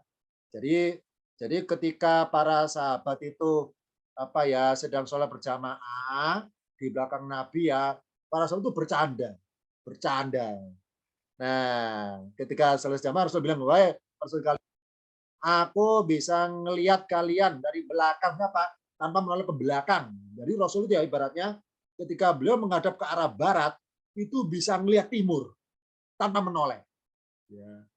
Rasul bisa ngelihat makhluk lain tembus alam dimensi, bisa ngelihat orang dalam kubur sedang ngapain, bisa ngelihat malaikat sedang ngapain. Rasul itu penglihatannya itu lintas dimensi. Apa hikmahnya di sini? Ya karena dayanya itu lipat gandanya kemampuan penglihatan beliau itu mampu melihat itu semua. Nah, ya Allah bedakan ro'anya Nabi Muhammad dengan ro'a Nabi yang lain, beda kemampuan ro'anya itu beda. Apa ya di sini lipat gandanya kemampuan penglihatan Rasul dibanding orang-orang yang lainnya. Jadi satu-satunya nabi atau manusia yang Allah isyaratkan tulisan ro'a itu ada huruf ya-nya hanya Rasul Muhammad saja di Al-Qur'an. Yang lainnya inisial pakai alif, nggak pakai huruf ya. Nah, ini. Contoh lagi pembuktiannya. Kita lihat dulu yang paling bawah ya, sebelah kanan dan kiri ini paling bawah. Musa dan Khidir ya. Masih ingat dalam kisah yang pernah saya berikan di LP Kinas juga tentang judulnya tentang pelaku fil aroda. Nanti ya, di surah Al-Kahfi ada di kisahnya itu. Ya, Musa dan Khidir. Aslinya Khodiru namanya, Al-Khodiru. Ini namanya Khidir. Musa bersama Khidir dan juga beberapa orang itu sedang naik perahu. Ini singkat cerita ya. Jadi ketika sedang naik perahu atau kapal kecil yang bagus itu, tiba-tiba setelah OTW di lautan itu tiba-tiba Khidir merusak ya. Merusak supaya jadi jelek maksudnya. Nah, Musa kan kepo ya. Kepo. Kepo bingung. Khidir, ngapain kamu bahasa saya supaya dramatis ya. Saya improve apa dialognya. Wah, Khidir ngapain kamu? Ngapain kau ngerusak? Ini kan nanti kan bocor semua, kita tenggelam nih. Nah, kenapa Musa kok protes? Jawabannya adalah kita lihat ini. Ro'a. Ibarat Hamzah adalah huruf penempatan derajat. Hamzah itu sosok manusianya. Jadi Musa ibarat melihat ke kiri loh ya. Musa melihat ke kiri terhalangi hijab. Ini hijab. Nah, sedangkan Khidir melihat ke kiri itu hijabnya transparan, tidak hitam. Transparan ya, kaca, transparan. Sekarang namanya ainul yakin. Jadi matanya ngeliat langsung tembus, ainul yakin. Jadi Allah kasih kuasa, Allah kasih ilmu kepada Khidir supaya pandangannya tembus ke depan. Jadi kenapa Khidir kok merusak perahunya? Jawabannya adalah karena Khidir penglihatan beliau hijabnya Allah transparankan. Allah buka hijabnya ke satu lapisan supaya bisa melihat ke depan bahwa ada seorang malikun, raja yang penguasa lautan yang suka merompak atau merampok perahu-perahu yang bagus-bagus. Nah, karena raja itu Khidir lihat dari jauh, rajanya itu milih perahu-perahu bagus, maka Khidir ada inisiatif merusak perahunya supaya mengantisipasi. Oh, berarti Khidir bisa tahu duluan kalau akan ada bahaya mengancam. Dan mau tahunya hijabnya alif, Allah buat transparan. Ya. Sedangkan Musa hijabnya enggak Allah buka, makanya Musa nggak bisa melihat jauh ke depan. Ya. Jadi ro'anya Musa dengan ro'anya Khidir Allah bedakan. Sama-sama pakai alif akhirannya, cuma bedanya kalau ro'anya Musa alifnya hijabnya enggak Allah buka. Sedangkan ro'a bagi Khidir hijabnya Allah buka jadi transparan. Khidir bisa melihat depan, ada malikun. Ini contohnya. Jadi Musa dan Khidir sama-sama pakai ro'a. Sama-sama pakai kata-kata melihat. Cuma bedanya Musa ada terbentur hijab. Khidir bisa tembus pandang, bisa melihat jauh ke depan. Nah, ya. Nah, Khidir kok bisa melihat tembus hijab dari mana bisanya itu? Ada ayatnya Allah mengatakan bahwa wa 'allamnahu min ladunna ilman. Ini wa 'allamnahu dan kami mengajarinya, mengajarkannya. Itu siapa? Khidir. Min ladunna dari sisi kami, sama dengan min indina. Min ladunna dari sisi kami, ilman pengetahuan termasuk tentang bisa mengetahui hal yang akan terjadi. Nah, ini. Gimana taunya? Karena mata kasat beliau bisa tembus hijab. Ya. Alifnya Allah buat transparan supaya bening di mata Khidir, bening alifnya. Di mata Musa alifnya gelap. Ibaratnya Musa nggak bisa melihat apa di balik tembok itu. Kalau Khidir bisa melihat tembus tembok. Itu bedanya. Kalau Khidir Allah buat hijabnya itu menjadi transparan. Sedangkan Rasul Muhammad nggak pakai hijab-hijab lagi karena Hamzah beliau bertengger di atas alif. Nah, ya. Nah, karena di atas alif, maka bisa ngelihat huruf ya. Huruf ya bisa ngelihat apa yaitu lipat ganda ibaratnya. Dengan Rasul Allah pakaikan kata-kata ro'a pakai ya, maka Rasul adalah yaitu apa ya lipat gandanya kemampuan Nabi, penglihatan beliau dan juga lipat gandanya jumlah objek yang bisa beliau lihat. Ya, dengan Allah pakaikan kata-kata ro'a yang di semua itu ada ya-nya, maka ya adalah huruf penlipat gandaan. Maka Rasul Muhammad lipat gandanya kemampuan penglihatan Rasul dan lipat gandanya objek yang bisa beliau lihat. Terbukti apa? Dengan Allah takdirkan Rasul memakai lafaz ro'a itu hamzah di atas alif, ibaratnya di atas hijab, maka nggak ada lagi halangan bagi Nabi untuk melihat apapun. Melihat masa lalu bisa, melihat masa kini bisa, melihat masa nanti bisa. Terbukti banyak hadis Nabi tentang bermoto masa lalu. Tahu semuanya. Tahu semuanya.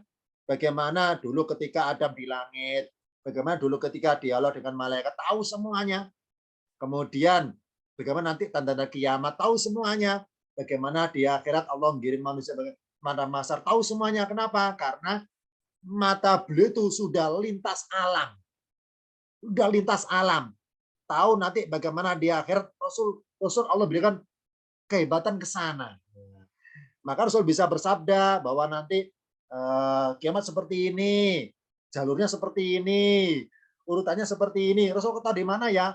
Hamzah Rasul di atas alif. Ya, Rasul bisa melihat huruf ya.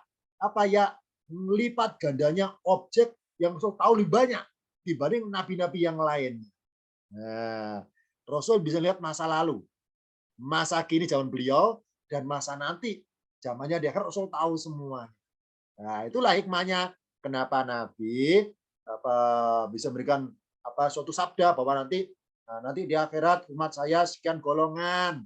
Nanti di akhirat ada satu umatku yang terakhir mau surga, itu dari mantan-mantan jahanamiyun. Ya. Rasul bisa cerita itu. Kenapa?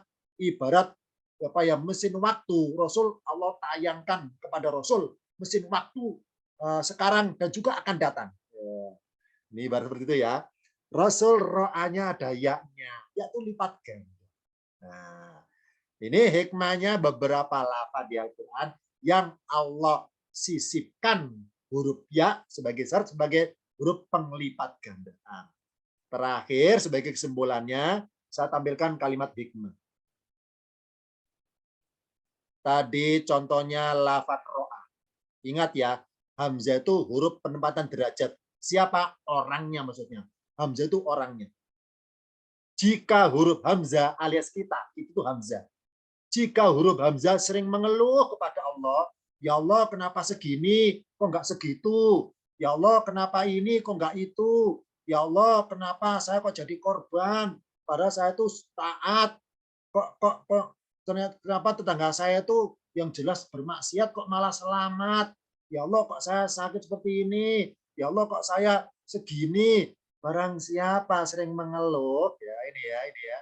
Jika huruf Hamzah sering mengeluh kepada Allah, nggak terima takdir, nggak terima kenyataan, protes kepada Allah, maka tidak akan bisa melihat ya hijabnya Allah tutup terus. Nggak bisa melihat nikmat Allah yang diberikan untuknya, alias terhijab. Contoh misalnya lah ya, misalnya saya jalan terjatuh ke sandung batu, terus saya marah-marah sama batunya. Ini gara-gara batu nih, saya jadi jatuh nih. Nah, kalau saya marah-marah kepada kenyataan, memarahi batu, mengeluh batu, maka Allah tutup hijab bagi saya agar saya nggak mensyukuri anggota badan yang lainnya. Padahal yang saya cuma kaki. Harusnya gini, ketika terjatuh, alhamdulillah cuma ke kaki yang sakit, nggak tangan. Ini masih mendingan. Ada bersyukurnya daripada gara-gara batu nih kaki saya sakit, itu namanya mengeluh. Ya. Jadi nggak ngelihat anggota badannya yang masih selamat itu. Oh, berarti barang siapa sebagai huruf Hamzah kok sering mengeluhkan pemberian Allah, diberi kenyataan pahit oleh Allah, diberi kenyataan nggak enak oleh Allah, diberi kenyataan yang menyedihkan oleh Allah, itu kok protes, nggak terima, maka tidak akan bisa melihat. Alias apa? Hijabnya Allah tutup terus, nggak akan tembus. Bisa melihat nikmat Allah yang diberikan untuknya. Nah, tapi jika huruf Hamzah senantiasa bersyukur dengan dunia Allah, sering berdoa, alhamdulillah ketika alhamdulillah cuma tangan yang kiri yang sakit, yang kanan enggak. Alhamdulillah luka sedikit, enggak lama. Jadi kalau sering bersyukurnya, maka hijabnya Allah buka, Allah buat tembus, bisa melihat tembus ke depan. Maksudnya apa? Melihat iman yang lainnya. Niscaya kalau sering seperti itu, Allah angkat derajatnya di atas akhirnya. Derajat diisinya di Allah sehingga bisa langsung merasakan sentuhan huruf ya lipat ganda nikmat Allah yang diberikan untuknya itu. Ya. Bisa merasakan langsung. Ya. Tapi barang siapa sering mengeluh, maka matanya, mata hatinya, mata kasatnya nggak bisa melihat tembus hijab. Tapi sering bersyukur, mensyukuri yang sedikit, Allah berikan yang lipat ganda, Allah tambahkan. Lazidannakum, Allah tambahkan. Karena sering bersyukurnya itu. Meskipun cuma sedikit disyukuri. Nah, Allah buka hijabnya untuk bisa melihat nikmat-nikmat yang lainnya. Tembus. Nah, kalau sudah terbiasa tembus, Allah angkat derajat di atas. Malah nggak ada hijab lagi akhirnya. Tahu hakikatnya. Tahu yang sesungguhnya. Tahu hakikatnya hidup dan sebagainya. Oh, berarti jika huruf Hamzah alias kita senantiasa mensyukuri pemberian, ini saya diangkat Hamzahnya ke atas, derajatnya diangkat ya Allah, hingga bisa melihat langsung merasakan huruf ya-nya itu. Lipat merasakan sentuhannya, sentuhan nikmat Allah itu merasakan langsung. Contoh misalnya, ada madu. Kata orang madu itu enak. Kalau masih katanya, itu ibaratnya ro'a itu ada hijabnya. Masih katanya. Yang kedua, karena pengen lihat, diperlihatkan, nih madu nih. Kalau hanya ngeliat saja, ro'a yang ini di tengah-tengah, yang transparan. Tapi kalau ikut mencicipi, merasakan, berarti ro'a yang sebelah kiri ini. Makanya istilahnya, ro'a yang kanan, ilmul yakin. Yang tengah karena melihat, ainul yakin. Yang di atas ini, hakul yakin. Nah, Rasulullah sudah tingkatan hakul yakin beliau itu. Kenapa? Hamzanya di atas rata-rata.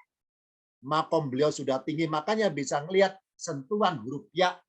Jadi apapun yang beliau rasakan nggak enak, itu tetap merasa nikmat. Kenapa? Sudah merasakan ya-nya langsung. Merasakan lipat gandanya Allah yang langsung itu. Nah, kalau kita kurang bersyukur, ketika ngalami nggak enak, nganggapnya tetap nggak enak. Nah, kalau kita sering bersyukur, ngalami nggak enak, tetap enak rasanya. Tetap enak. Kenapa? Karena melihat siapa yang memberi, bukan melihat unsur pemberiannya. Nah, mari kita menjadi hamzah yang di atas. Karena terbukti semenjak Quran turun, maka dalam kamus bahasa Arab, kata-kata roh atau melihat yang sebelah kanan dihapus, nggak dipakai. Yang tengah juga nggak dipakai. Yang kiri yang dipakai. Maka dalam kamus bahasa Arab, kata-kata ro'a, yang kiri yang dipakai. Bukan yang kanan, bukan yang tengah. Apa hikmahnya? Oh, berarti kata kerja ro'a yang pernah dipinjamkan, kasarnya ya, dipinjamkan kepada Rasul, itu kita pakai. Kita pakai. Maksudnya apa? Mari kita itu ketika ingin mengamalkan kata-kata ro'a, pengen mengamalkan perbuatan melihat, mari melihatnya kayak Nabi. Ya apa? Melihat sesuatu itu melihat kepada Allahnya. Allah yang beri, maka bersyukurlah. Jangan melihat unsur pemberiannya itu. Kalau melihat bendanya, nanti mengeluh. Lihatlah siapa yang beri. Mari kita hamzah seperti hamzahnya Rasul, melihat jauh ke depan. Melihat lipat gandanya huruf ya. Melihat lipat ganda nikmat, supaya tidak mengeluh kepada satu saja itu. Nah, ini hikmahnya. Karena dalam bahasa Arab, lafaz ro'a itu dibaca sebelah kiri, berarti semua manusia itu diharapkan ketika mengamalkan kata-kata melihat, itu melihatlah kayak penglihatan Rasul melihat Allah, melihat perbuatan Allah, melihat nikmat Allah, supaya derajatnya tetap tinggi di sisi Allah sebagai manusia atau makhluk yang dimuliakan. Agar kita selalu bisa bersentuhan dengan huruf ya, lipat gandanya nikmat, meskipun sedang mengalami nggak enak, nggak terasa nggak enaknya akhirnya, merasa nikmatnya. Kenapa? Sudah ketemu huruf ya, sudah ketemu lipat gandanya nikmat, makanya nggak sempat mengeluh. Apa sibuknya memuji terus, meskipun dalam keadaan separah apapun tetap memuji Allah akhirnya, karena sudah bisa merasakan langsung sentuhannya lipat gandanya huruf ya berupa nikmat Allah yang diberikan kepada hamba-hamba. Demikian singkat tentang materi tentang huruf ya dari sisi bahasanya maupun makna filosofinya. Sebelum saya akhiri, barangkali tanyakan, silakan oleh Pak Uskito dibacakan dulu sebelum nanti secara langsung bersuara. Ya, terima kasih Ustadz. Ini pertanyaan dari Bu Neti Helma.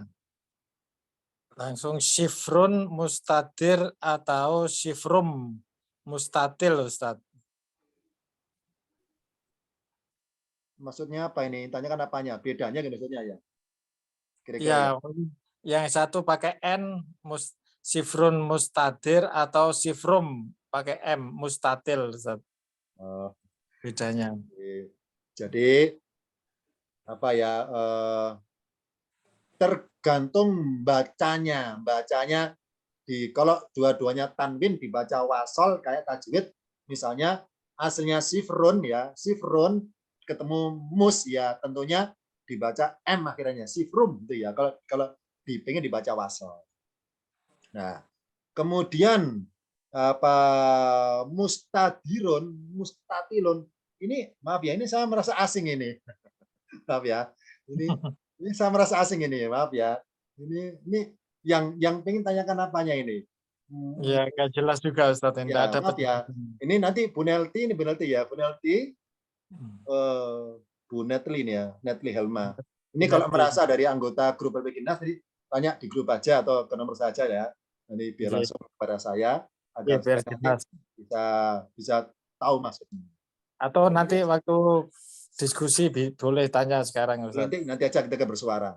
Silakan Oke, yang lainnya, perkenalan. boleh Mas Kito. Yang lainnya ini dari Ibu Linda Nurhayati. Ya. Yang lingkaran kecil itu sifr mustadir, Ustaz. Oh, itu maksudnya. Iya, baru saya pahami maksudnya. Betul, bentar ya. Saya bentuk dulu ya. Betul, betul. Jadi lingkaran kecil ya, lingkaran kecil. Betul itu istilahnya.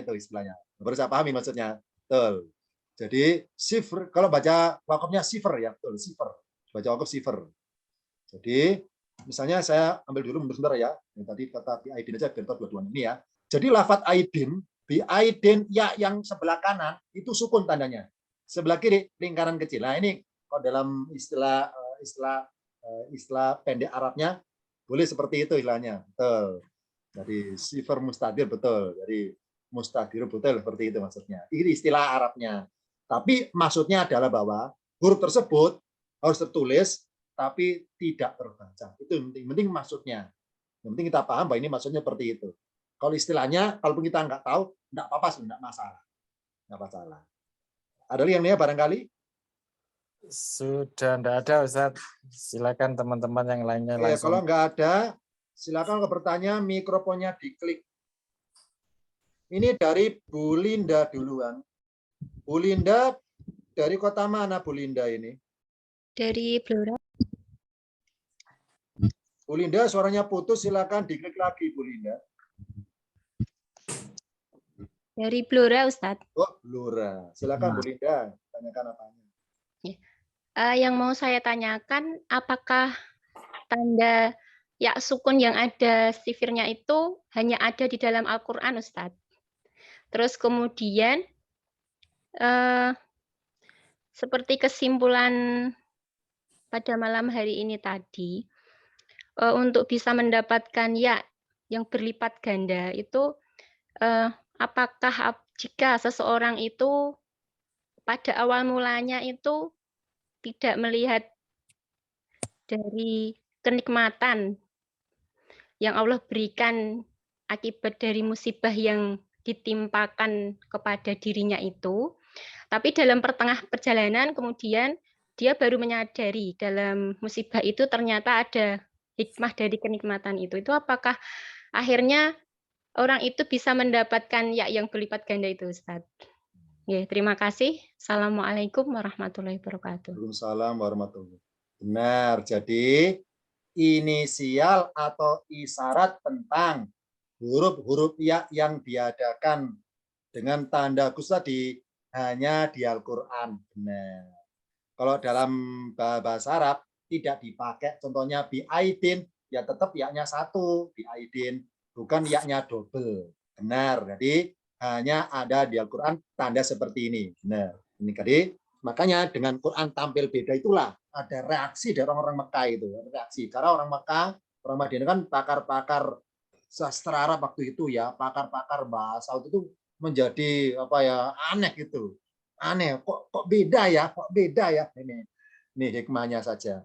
Jadi intinya adalah ada beberapa tulisan dari Al-Quran yang dalam kutip tulisan itu berbeda dengan bahasa Arab. Nah, karena beda itulah maka para ilmu bahasa itu mengkaji dengan berbagai sudut pandang masing-masing hikmah kenapa ditambahkannya, kenapa dikuranginya itu maksudnya. Betul. Jadi kode seperti ini hanya ada di Al-Quran saja, tidak ada dalam pelajaran bahasa Arab pada umumnya. Tidak ada. Yang pertama. Yang kedua, jadi ketika kita itu sedang lupa kepada Allah, lupa bersyukurnya, lupa sadarnya, lupa ingatnya. Nah, selama kita masih hidup, bicara umur loh ya, kita masih hidup, maka di tengah perjalanan kita itu ternyata menjadi sadar, terus bersyukur atau menjadi tenang dengan apa yang kita lakukan itu, maka bersyukurlah karena kita secepat itu kita sadarnya itu. Mumpung belum mati dalam keadaan tidak sadar kepada Allah di situ. Bersyukurlah di situ. Maka semenjak itulah akan Allah berikan la'azidannakum akhirnya ditambah nikmatnya itu. Jadi nikmatnya berlapis-lapis banyak itu Akhirnya apa? Allah hilangkan rasa kepada satu hal saja, itu Allah hilangkan akhirnya. Ya, Allah berikan rasa senang dalam itu dipenuhi kepuasan lipat gandanya Allah berikan dibanding yang satu yang nggak enak itu akhirnya. Jadi ibarat perbandingannya itu nggak membandingkan lagi akhirnya. Nih, betul. Jadi selama kita itu masih ada umur panjang dan segera sadar di situ, maka sejak itulah bersyukur kita itu ibarat Hamzah itu bertengger di atas ini, bertengger di sini, karena bisa langsung bersentuhan, ya, bersentuhan dengan lipat ganda nikmat sendiri, merasakan langsung akhirnya. Ini hikmahnya. Kalau kita cepat sadarnya, berarti cepat tobatnya kan ya, maka bersyukurlah. Berarti kita mempercepat diri untuk segera dinaikkan apa Hamzah itu penempatan derajat, dinaikkan derajat Allah akhirnya, semakin dekat kepada tingkat ma'rifatnya, semakin kenal dengan Allah, dengan Tuhannya, dibanding yang lainnya masih belum sadar-sadar. Ini hikmahnya. Ada lagi yang lainnya barangkali? Dari Pak Ilham, Ilham, Pak Ilham. Ya Pak, makasih. Assalamualaikum. Dari kota Ini Pak, Ilham. Kebumen Pak. Iya, Kebumen, silakan. Ya, ini kembali kepada surat Ali Imran Pak. Boleh saya buka? Pada yang Tanya ayat kenapanya? 144 itu. Yang saya tanyakan gini, tadi pada layar kata-kata aqobikum itu, nah kata-kata gabungkan, sementara setelah saya buka Quran, itu bukan begitu tulisannya. Aqo, alif, terus terpisah, terus bikum. Ini apa kira-kira bagaimana ini? Apa beda arti apa sama arti gitu? Aqo bikum, aqo-nya itu alif, terus bikum. Sementara kalau di layar itu aqo bikum digabung dengan bikumnya. Tapi ada alifnya. Nah, ini gimana ini? Ya, Terima kasih. jadi semua tampilan ayat yang saya tampilkan di layar ini saya mengutip dari Quran Standar Madinah, Mushaf Madinah. Nah, sedangkan Pak Ilham ini Quran yang dibuka Qurannya standar mana gitu, karena lain cetakan, lain terbitan, lain negara, lain pengkodean tulisan. Kalau bentuk jadi bacanya sama-sama panjang matobi, aqobikum, sama-sama aqobikum, konya panjang sama. Ya. Jadi aqobikum sama-sama konya panjang dengan isyarat fathah berdiri atau tanda panjang pakai alif.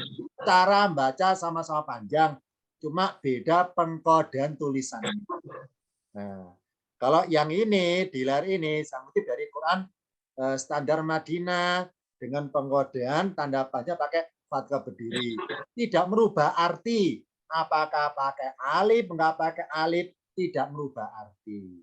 Ya, sama-sama aqobikum konya panjang. Nah, berubah arti meskipun beda pengkodean tulisannya, enggak merubah arti. Nah, yang lainnya barangkali ada yang tanyakan, silakan monggo diklik. Saya panggil Pak Amri. Pak Amri SMA 7. Dari kota mana Pak Amri? Ya. Dari Wajo. Wajo itu mana Wajo? Wajo, Sulawesi Selatan, Makassar. Oh, dari Makassar. Sengkang. Ya, saya taunya Makassar bukan Wajonya. Maaf. Oh iya. Pak Amri tanyakan Masih apa? banyak, Ustaz. Ya, masih banyak Ustaz. Selama ini waktu saya ingat waktu kecil itu Ustaz, kalau habis ngaji, guru ngaji senantiasa menyuruh kita nyium Al-Quran atau menjunjung Al-Quran. Tapi belakangan ini kalau kita lihat, ada beberapa ustaz berpandangan bahwa nyium atau menjunjung Al-Quran itu katanya bid'ah karena tidak dilakukan Nabi. Nah, bagaimana pandangan ustaz tentang hal ini? Terkait dengan pandangan-pandangan ini. Artinya kalau saya sih secara pribadi dari kecil itu merasa memang wajar kalau mencium Al-Quran habis baca. Tapi dengan pandangan itu ya, makanya saya minta kira-kira bagaimana pandangan Ustaz. Terima kasih banyak. Ya cukup? Ya. Oke, saya jawab ya. Jadi kita itu seluruh amalan tergantung niatnya. Ini yang pertama dulu dipegang. Semua amalan tergantung niatnya apa. Ya, semua amalan tergantung niatnya apa. Contoh nggak usah jauh-jauh aja. Saya pengen baca Quran di depan orang. Baca loh ya, baca Quran amalan ini. Niatnya apa? Kalau niatnya murni karena Allah, maka dalam tanda kutip berpahala itu. Ikhlas maksudnya. Bersama niatnya itu maaf ya, karena settingan demi konten, maaf ya, demi konten supaya ada follower banyak, atau karena depan wartawan, atau ke depan mertua. Nah, karena niatnya enggak karena Allah, hakikatnya enggak berpahala itu. Ini contohnya sama. Saya pengen memeluk Quran. Saya pengen nyium Quran. Niatnya apa? Ya. Kalau saya niatnya bermaksud mendewa-dewakan Quran, nah itu yang nggak boleh. Kalau saya bermaksud saya pelampiasan rindu saya, bermaksud kepada rasa senang saya, rasa bangga saya, silakan, silakan. Niatnya apa intinya? Oh, berarti kesimpulannya kita itu tidak bisa melihat perbuatan orang sebelum tanya orang itu niatnya apa Anda itu, gitu. Supaya nggak salah paham. Itu aja sederhananya ya.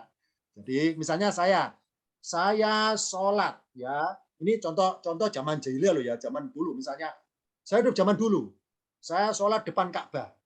Tapi antara saya dengan Ka'bah itu ada penghalang berupa patung. Berupa patung beralau ya. Nah, selama niat saya itu sholatnya itu murni kepada Allah dan karena Ka'bah, meskipun terhalang patung, itu saya tetap ikhlas sholat saya. Nilai pahala. Meskipun orang lain lihat saya salah paham. Saya dikira nyembah patung. Bener kan ya? Gara-gara depan saya ada patung. Nah, orang kan nggak tahu niat saya.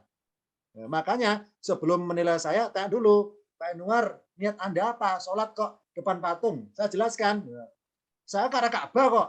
Tapi karena patung nggak bisa dipinggirkan, ya sudah. Karena nggak ada tempat lain, ya terpas ini. Kalau selama di kepada Ka'bah nggak masalah. Meskipun terhalangi patung itu. Ini hikmahnya lah ya. Jadi amalan tergantung niatnya. Niatnya apa mencium Quran itu? Niatnya apa menurut Quran? Ya. Kalau niatnya semata-mata karena senengnya, rasa bangganya, rasa mengagumkannya, kan ini Quran itu bermuatan firman Tuhannya, silakan. Selama enggak niatnya mendewa-dewakannya itu. Kalau saya selama ini seperti itu, perasaan saya kepada Quran. Ya, jadi rasa bangga. Tadi niatnya menjunjung tinggi, Ustaz. Kenapa? Tadi niatnya menjunjung tinggi Al-Quran gitu. Dia silakan, selama memuliakan silakan. Intinya kan memuliakan ya, silakan. Ya, yang boleh adalah niatnya menganggap bahwa ini ada unsur menduakan, mempersekutukan, ini yang boleh ya. Mempersekutukan ini nggak boleh. Nah, satu lagi barangkali terakhir silakan. Saya panggil ya Ibu Jamalia ya, benar ya? Ya Ustaz, mohon maaf Ustaz agak telat masuk. Ada dari kota mana Bu Jamalia ini? di Medan Ustaz. Oh, dari Medan, silakan. Ini Ustaz yang wa ma Muhammadun illa rasul qad khalat min qablihi rusul. Pak afai di sini Ustaz, afai hamdah nun mati jumpa dengan mim tasdid. Kok di sini afai ada ya sukun Ustaz? Di Quran saya nggak ada ya sukun, langsung afain nun mati ya-nya nggak ada, ya sukun nggak ada, langsung nun sukun nun mati jumpa dengan mim. Ini kok ada ya Ustaz? Jadi gini, kita Bu, bacanya ini. Jadi yang saya tampilkan adalah ini Quran standar Madinah, ya. Nah, Quran Madinah itu ada beberapa huruf tambahan bermuatan ulumul Quran. Jadi kalau kita belajar ulumul Quran, baik Quran standar Madinah, karena ada pengkodean khusus. Sedangkan koran-koran yang mungkin terbitan lain itu memudahkan pembacanya karena kepada dikonsumsi orang awam. Jadi bacanya tetap afaim masuk mim Bu ya.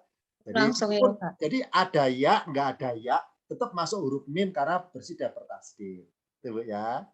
Ya, saya. Ya, jadi ingat bahwa lain Quran, lain negara, lain terbitannya, lain bentuk penulisannya. Tapi sama dalam hal bacaannya sama. Hanya lain pengkodean penulisannya. Nah, karena saya pakai standar Madinah, maka saya kenalkan bahwa Quran Madinah itu ada huruf-huruf seperti ini bermuatan ulumul Quran. Maksudnya, kalau kita baca ulumul Quran, pakai Quran Madinah karena ada bermuatan banyak isyaratnya dibanding Quran yang standar yang lainnya itu ya. Satu lagi terakhir Pak Nuril, saya panggil Pak Nuril. Pak Nuril ya. Pak Nuril ke kota mana Pak Nuril? Pak Pak Nuril, Yang saya lingkaran putus kecil tadi, Ustaz.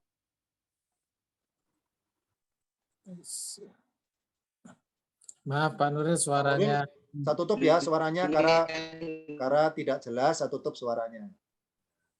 Karena nggak jelas, saya tutup suaranya. Demikian ya hari ini materinya. Insya Allah kita akan jumpa lagi pada pertemuan depan di materi yang lainnya. Sabar nunggu kiriman file rekamannya mau file PDF-nya. Akhir kalam. Wassalamualaikum warahmatullahi wabarakatuh. Waalaikumsalam.